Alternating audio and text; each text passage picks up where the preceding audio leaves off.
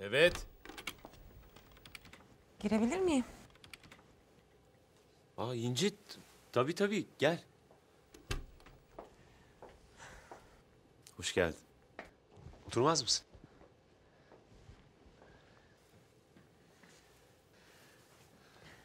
İnanır mısın? Az önce aklımdan geçiyordun. İnanayım mı? Evet.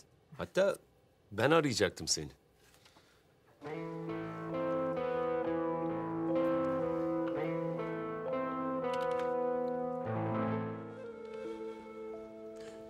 Ya ben habersiz... Şimdi bitiyor işim. Şimdi. Tamam, bekliyorum.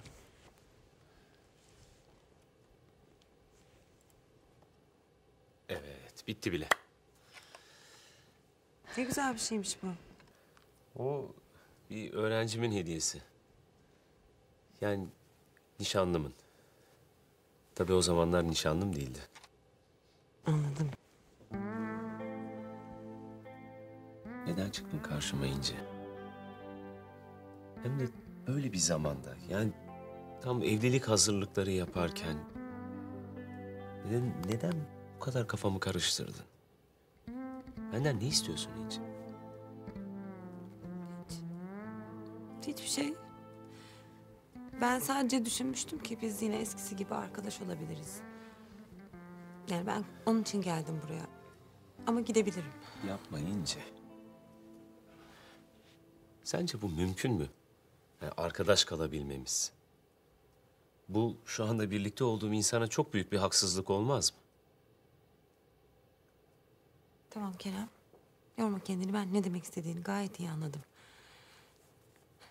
Ya buraya gelmekle de çok büyük bir hata yapmışım. Pardon.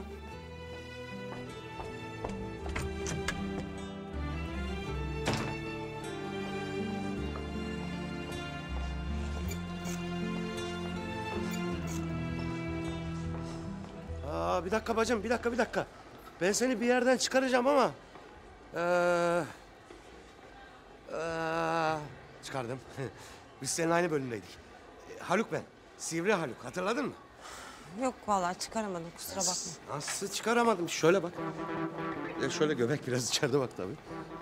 Nasıl çıkaramadın ya? Aslında çok değişmedim be. Parka falan aynı. Gerçi saçlar biraz döküldü. Dertler de biraz farklılaştı haliyle. Hatırlamışsındır. Hatırladın mı? Galiba. İsim neydi senin? Pardon. İnci ama ya kusura bakma hiç konuşacak halim yok şu an. İnci ne oldu? Ne oldu? Sen de okula geri dönüş mü yaptın benim gibi? Hayır. O zaman Kerem gibi hoca oldun okula. Bizim Kerem gibi. Benim okulla hiçbir ilişkim yok. Kerem'i de tanımıyorum. Tamam mı? Müsaade eder misin? Tamam yok. Tamam.